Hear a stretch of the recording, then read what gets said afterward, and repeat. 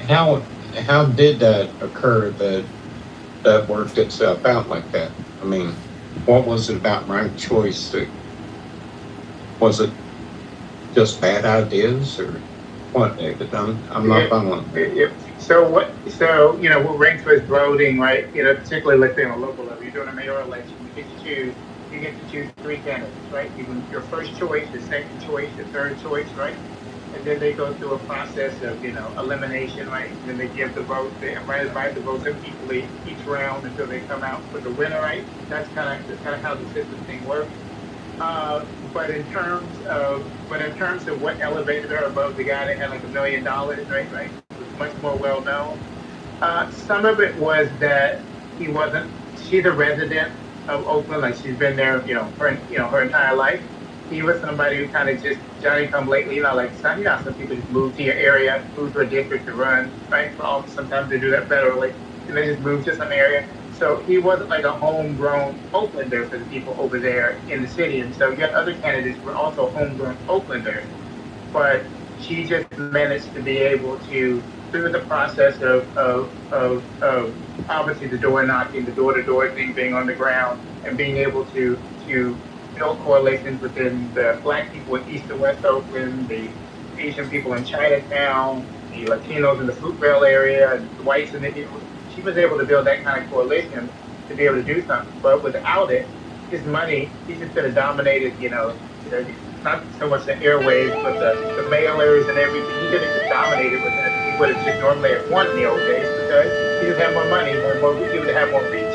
And so her lack of reach in terms of finances was, made up for it in that regard. So I think it was a confluence of him not being a local person, somebody who just seemed to come in and move there just to run for the mayoralship, but also the fact that people could pick their second choice and third choice, and then by being able to pick a second and third choice, they're not engaging in, even though it's a local election, they're not engaging in high stakes voting, right? Which is what I consider high stakes voting. When it's like, oh, you only got these two choices, like high stakes, you got to pick this one or that one. So I think that's the benefit that it changes, that it does allow different types of people who normally would not have a chance at winning in the way the system typically works.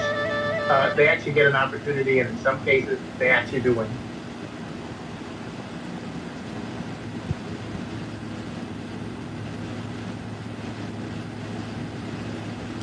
You guys have that in LA too, don't you, Jason? Don't you have ranked choice voting there? Yeah, they have it in LA. Yeah, and remember they got they got the first, well, not the first ever, but in a long while they were able to take out a Democrat district attorney and put in a Republican, a moderate Republican district attorney there. But choice voting definitely helped with that.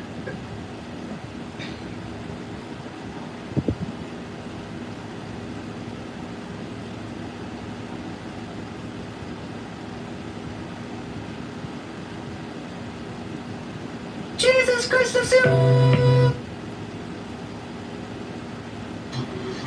Fresh start, teach me, Jim Country. Also to say, since we're addressing the subject of style, the most stylish president and first lady in our lifetimes are Donald Trump and Melania Trump. Donald Trump's a style icon.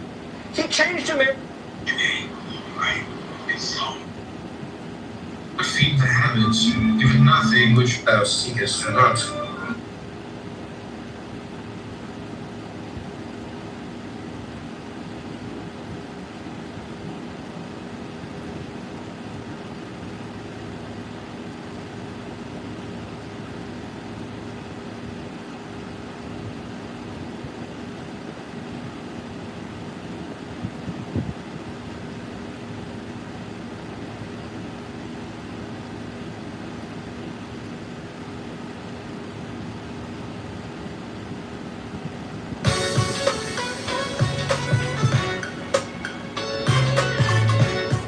I'm Anthony Porofsky, and I need to tell you about how global funding cuts are happening. If you have assumed a character beyond your strength, you have played a poor figure in that, and neglected one that is within your powers. Fellow, you have come to blows at home with a slave. You have turned the household upside down and thrown the neighborhood into confusion. Do you come to me then with airs of assumed modesty? Do you sit down like a sage and criticize my explanation of the readings, and whatever idle babble you say has come into my head? Have you come full of envy and dejected because nothing is sent you from home, and while the discussion is going on, do you sit brooding on nothing but how your father or your brother are disposed towards you? What are they saying about me here? About me there? At this moment they imagine I am making progress and saying he will return perfectly omniscient. I wish I could become omniscient before I return, but that would be very troublesome. No one sends me anything. The baths at Nicopolis are dirty. Things are wretched at home and wretched here.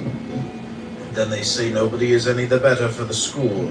Who comes to the school with a sincere wish to learn, to submit his principles to correction and himself to treatment? Who, to gain a sense of his wants?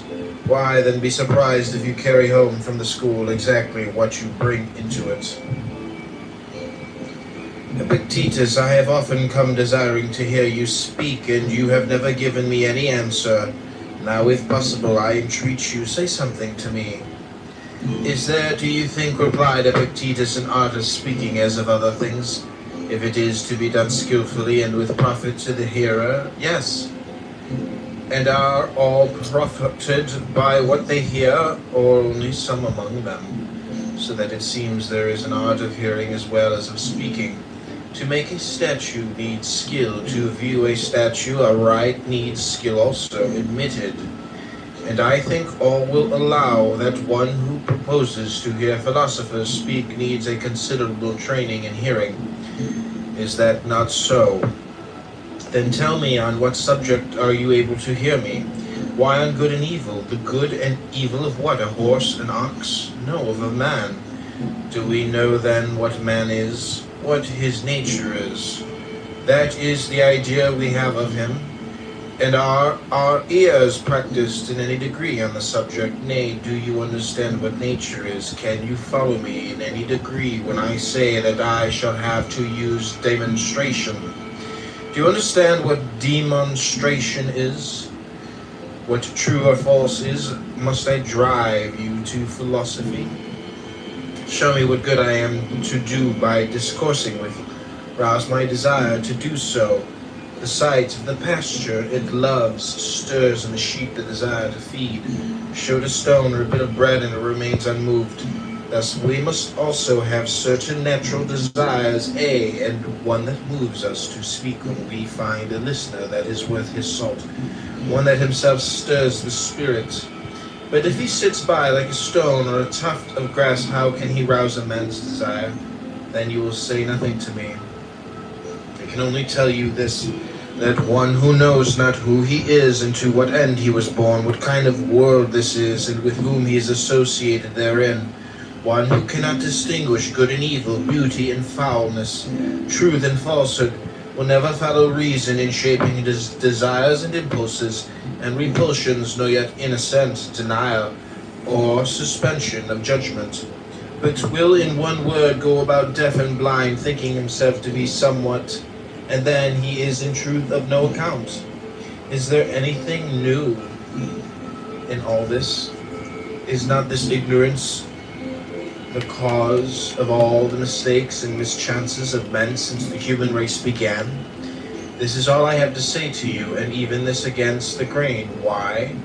Because you have not stirred my spirit, for what can I see in you to stir me? As a spirited horse will stir a judge of horses? Your body that you maltreat, your dress that is luxurious, your behavior, your look, nothing whatever. When you want to hear a philosopher, do not say you say nothing to me. Only show yourself worthy or fit to hear, and then you will see how you will move the speaker. And now, when you see brothers apparently good friends and living in accord, do not immediately pronounce anything upon their friendship, though they should affirm it with an oath, though they should declare for us to live apart is a thing impossible. For the heart of a bad man is faithless, unprincipled, inconstant. Now overpowered by one impression, now by another. Ask not the usual questions. Were they born of the same parents, reared together and under the same tutor?